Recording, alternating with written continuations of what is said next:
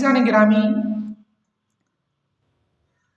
देखा गया है कि जब इंसान के हाथ में कुछ आ जाए तो वो अक्सर ये समझ बैठता है कि अल्लाह मुझसे राज़ी है।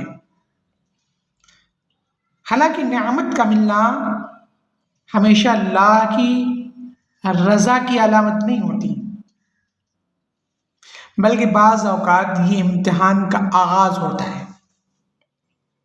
बेशक दौलत, सेहत, वक्त, इल्म, मोहब्बत ये सब अल्लाह की अताएँ हैं, मगर इनमें हर अता के साथ एक सवाल भी छुपा हुआ है।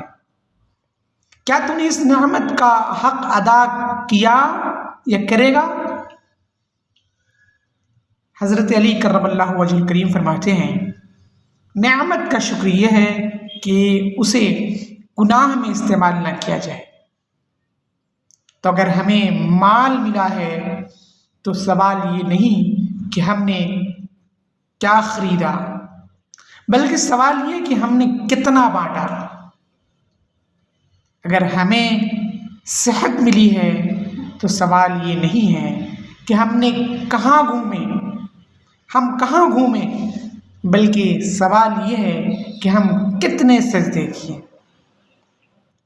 अजीज़ों, ये दुनिया फ़ानी है और यहाँ की हर नेमत आर्ज़ी है, मगर जवाब हमेशा के लिए देना होगा। आइए अपनी ज़िंदगी को आज़माइश समझकर गुजारिए। ये ज़िंदगी सिर्फ आयश व आराम का ज़रिया नहीं है,